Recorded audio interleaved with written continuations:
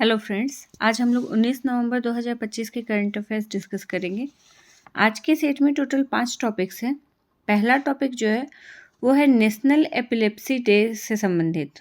National epilepsy day यानी कि राष्ट्रीय मृगी दिवस, ये कब मनाया जाता है? तो ये 17 नवंबर को मनाया जाता है।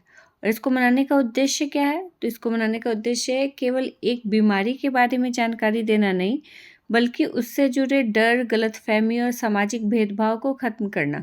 मिर्गी को आज भी हमारे समाज में बहुत ख़राब बीमारी माना जाता है, उसको बहुत हीन भावना से देखा जाता है, उससे ग्रसित लोगों को।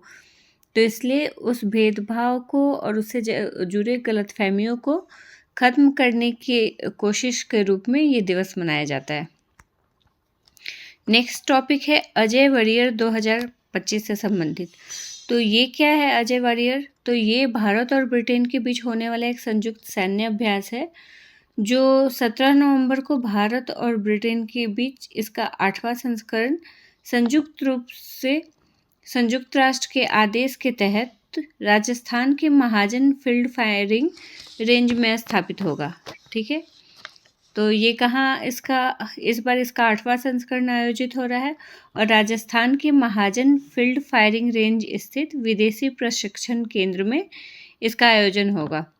यह 14 दिवसीय प्रशिक्षण कार्यक्रम है जो 17 से 30 नवंबर तक आयोजित होगा और इस अभ्यास के लिए सिख रेजिमेंट के सैनिकों को भारतीय सेना का प्रतिनिधित्व नियुक्त किया गया है।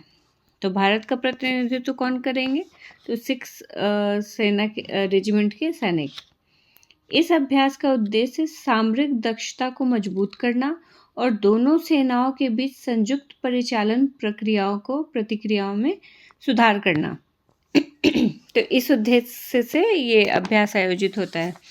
यह अभ्यास 2011 से हर वर्ष आयोजित होता है, यानी कि पहली बार कब आयोजित हुआ था? तो 2011 में।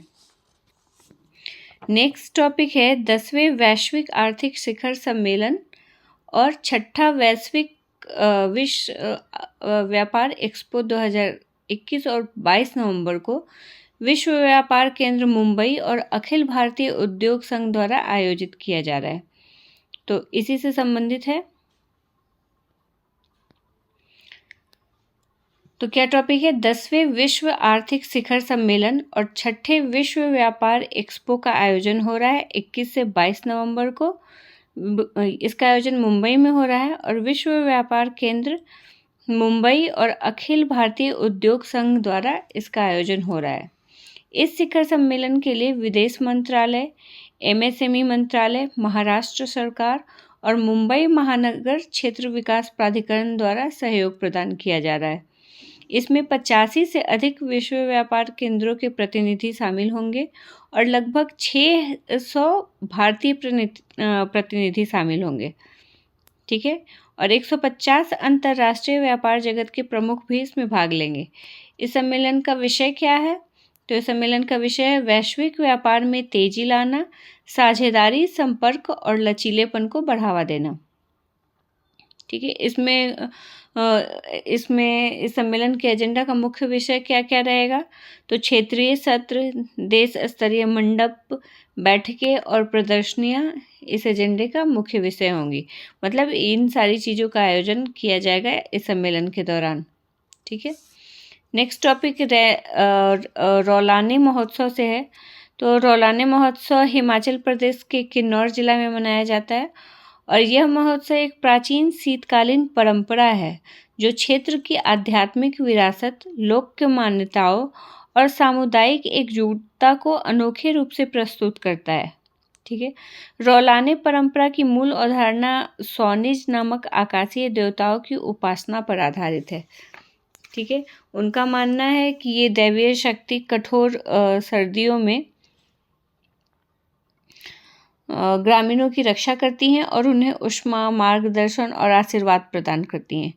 महोत्सव का सबसे विशिष्ट अनुष्ठान जो होता है वो 2 पुरुषों का प्रतीकात्मक दंपति के रूप में प्रस्तुत होना, यानी कि उसका जो मेन फंक्शन होता है उसमें 2 पुरुष एक दंपति के रूप में अभिनय करते हैं, जिसमें एक को रौला यानी कि वर, दूल्हा, और दूसरे को रौलाने यानी कि वधू, दुल्हन की भूमिका दी जाती है। ये लोग भारी ऊनी पोशाक, आभूषण और विशेष मुखावरण यानी कि मुखौटा पहनकर सैनिक के प्रतिनिधि के रूप में अपना आयोजन संपन्न करते हैं, अभिनय करते हैं। यह कार्यक्रम नागिन नारायण मंदिर में पारंपरिक वस्त्रों और मुखौटों के साथ संपन्न होता है। तो ये भी पूछा जा सकता है कि ये जो महोत्सव है कहाँ मनाया जाता है? तो नागिन नारायण मंदिर में। ठीक है। नेक्स्ट और लास्ट टॉपिक हमारा है हॉलीवुड के मशहूर अभिनेता टॉम क्रूज को गवर्नर्स अवार्ड 2025 में प्रतिष्ठित ऑनरेरी ऑस्कर पुरस्कार प्रदान किया गया है। कौन सा ऑस्कर पुरस्कार नहीं, ये ऑनरेरी ऑस्कर पुरस्कार है। ये होता क्या है ऑनरेरी ऑस्कर पुरस्कार? तो ये उन व्यक्तियों को दिया जाता है जिन्होंने फिल्म उद्योग में आजीवन उत्कृष्ट योगदान दिया हो या रचनात्मकता के माध्यम से सिनेमा को नई दिशा दी हो। यह परंपरा 1929 से शुरू हुई है, यानी कि 1929 से हमें हर साल ये ऑनरेरी ऑस्कर पुरस्कार किसी अभिनेता को दिया जाता है। तो ये हमारे आज के टॉपिक्स थे। मिलते हैं नेक्स्ट डे। Thank you.